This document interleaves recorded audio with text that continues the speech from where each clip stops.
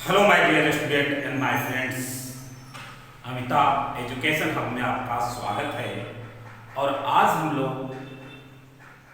पढ़ने जा रहे हैं वायुमंडल के बारे में, यानी एटमॉस्फेयर के बारे में। क्या पढ़ने जा रहे हैं? वायुमंडल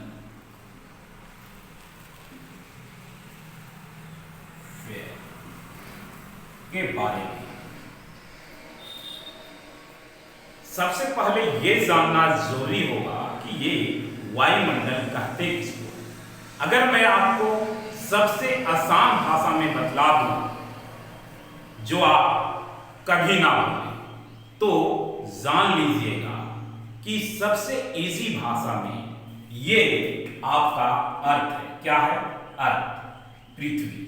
और इस पृथ्वी को एक चादर के माफिक, क्या चादर, ठीक है, एक पूरी चादर के माफिक पृथ्वी को जो ढक के रखता है, जो वायु पृथ्वी को ढक के रखता है, उस वायु को बोलते हैं वायुमंडल।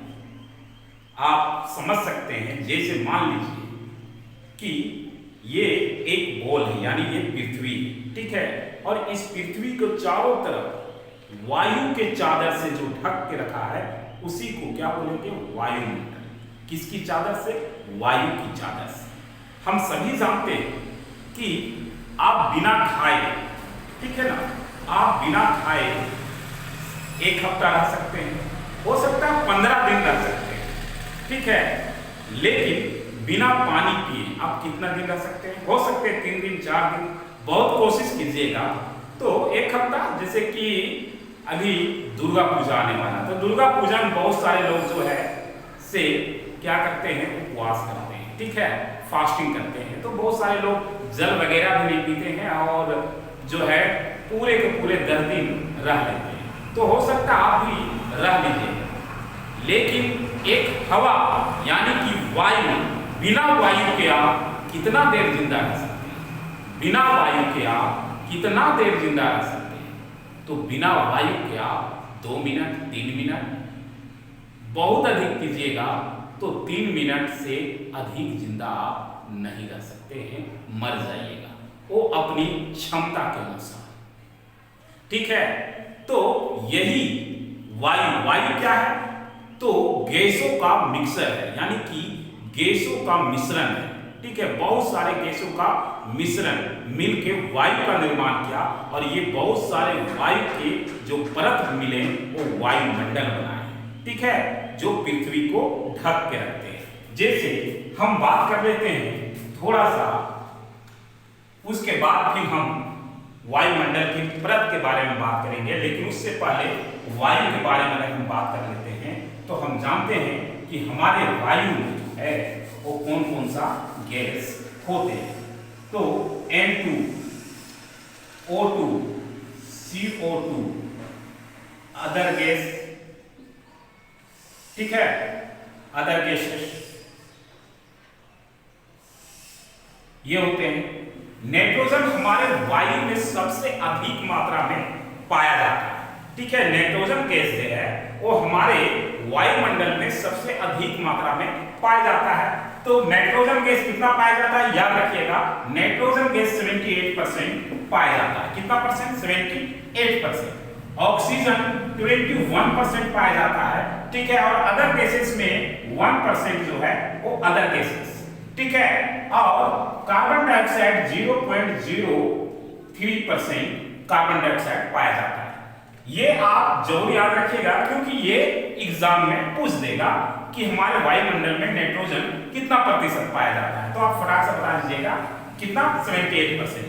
पूछ देगा हमारे वायु में कार्बन डाइऑक्साइड की मात्रा कितना है? तो 0.03% है ना। Oxygen 21%, other gases 1%। Other gases क्या है? अदर गैसेस में hydrogen, helium, argon, carbon monoxide, ठीक है, etc, बहुत सारे। फिर हमारे एयर में डस्ट पार्टिकल्स भी हैं, फिर वाटर वेपर्स भी हैं, ठीक है, ये सारे जो है हमारे क्या वायु में पाए जाते हैं, और यही सब मिलके क्या बनाते हैं? वायु बनाते हैं। नाइट्रोजन जो है वो सभी जीवों के लिए आवश्यक है, ठीक है, हम लोगों के लिए बहुत आवश्यक है नाइट्रोजन। ऑक्सीजन भी जो है हम लोग एनिमल्स ह्यूमंस के लिए क्या है, जरूरी है। हम लोग ऑक्सीजन को क्या करते हैं, लेते हैं, ठीक है ना, और यही ऑक्सीजन जो है फिर हम लोग अपने शरीर में यूज करके अपने शरीर से बाहर कार्बन डाइऑक्साइड को रिलीज करते हैं। और कार्बन डाइऑक्साइड को कौन फिर यूज करता है, तो कार्बन डाइऑक्साइड का यूज भी पेड़ पौधे करते हैं भैया। पेड़ पौधे जो है फिर इसका खाना बनाते हैं और फिर उसके बदले में हमें क्या देते हैं, ऑक्सीजन देते हैं। ये क्या हो रहा है, रिसाइकल हो रहा है। और इसीलिए ये तीनों जितने भी गैस है वो हमारे वायुमंडल में क्या है, स्थिर रूप में पाए जाते हैं। ये ना तो घटते हैं और ना बढ़ते हैं। लेकिन अगर ये बढ़ेंगे, जैसे कार्बन डाइऑक्साइड की मात्रा बढ़ सकती है कब, जब हम बहुत सारे पेड़ पौधे अपने आसपास काट देंगे, जंगल उजाड़ते जा रहे हैं, पेड़ पौधे लगाएंगे नहीं, तो हमारे द्वारा जो कार्बन डाइऑक्साइड यूज होगा वो कैसे उसका कह सकते हैं कि वो खत्म होगा, ठीक है। उसका जब यूज नहीं होगा तो खत्म नहीं होगा। आप देख सकते हैं जब एक ठंड के दिन में एक क्लास में अगर 20 स्टूडेंट बैठा हुआ है तो उसको गर्म लगता है, लेकिन अगर एक सिंगल स्टूडेंट बैठा हुआ है तो उसको ठंड लगता है।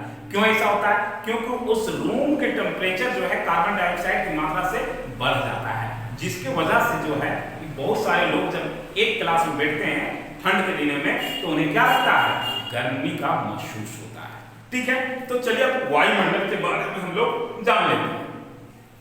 पृथ्वी के सबसे नजदीकी वायुमंडल कौन सा है, क्वेश्चन पूछ सकता है, तो आप क्या बोलिएगा, क्षोभ मंडल। वहां पे ऑप्शन रहेगा, ठीक है, तो आप क्षोभ मंडल में क्या कर दीजिएगा, टिक कर दीजिएगा, पहला क्वेश्चन।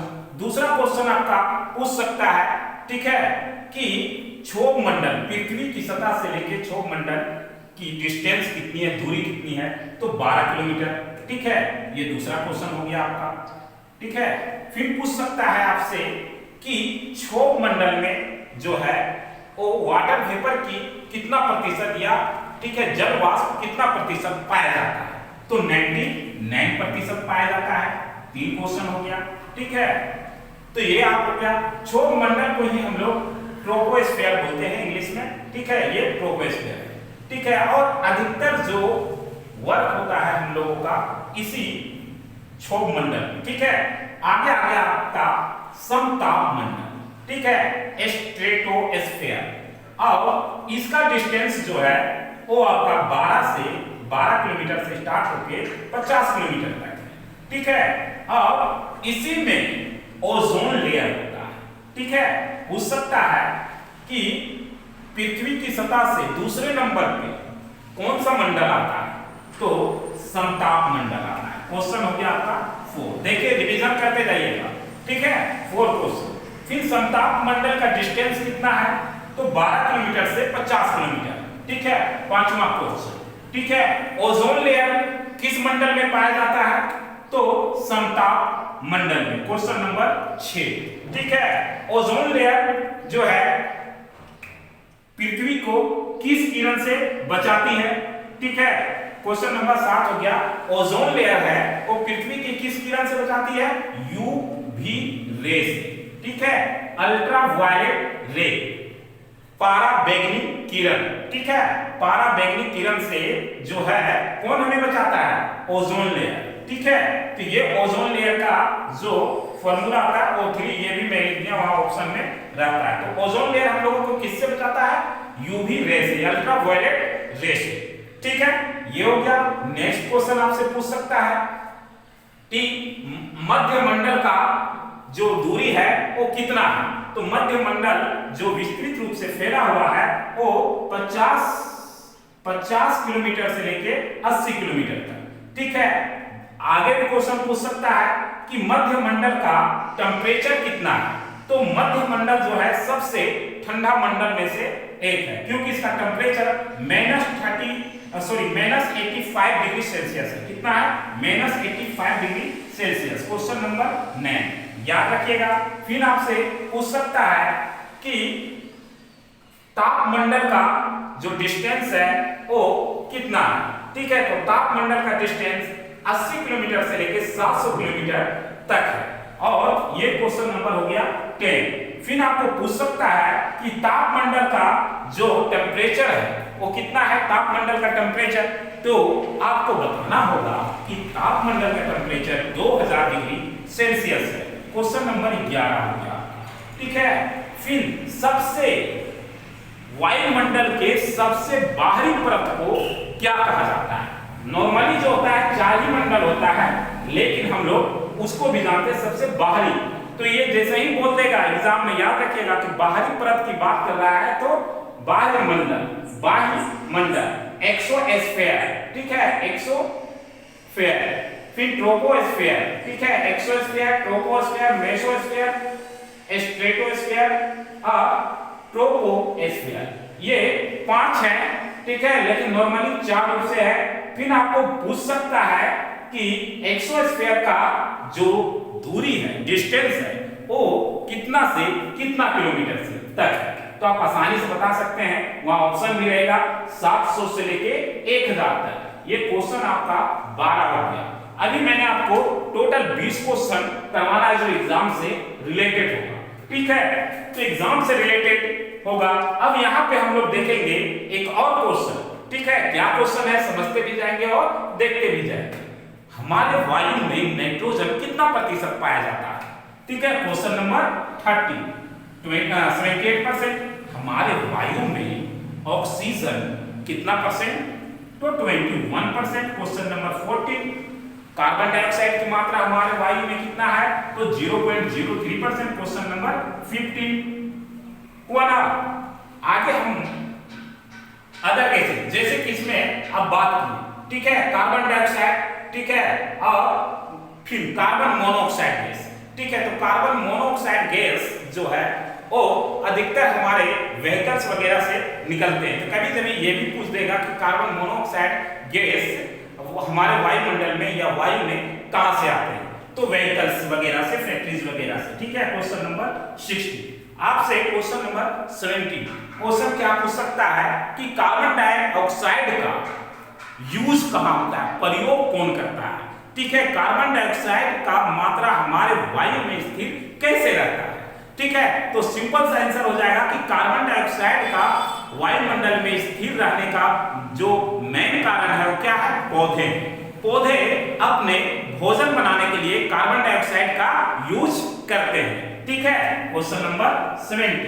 ठीक है, और फिर पूछ सकता है कि ऑक्सीजन, तो ऑक्सीजन जो है पेड़ पौधे जब ग्लूकोज बनाते हैं, भोजन बनाते हैं, तो वाटर वेपर के रूप से वाटर वेपर भी छोड़ते हैं। ठीक है, और फिर क्या छोड़ते हैं?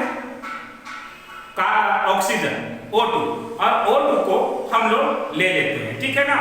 फिर तो ये क्वेश्चन आपसे पूछ सकता है कि पेड़ पौधे जो है भोजन बनाने के प्रक्रम में क्या क्या चीज एटमॉस्फेयर में रिलीज करते हैं?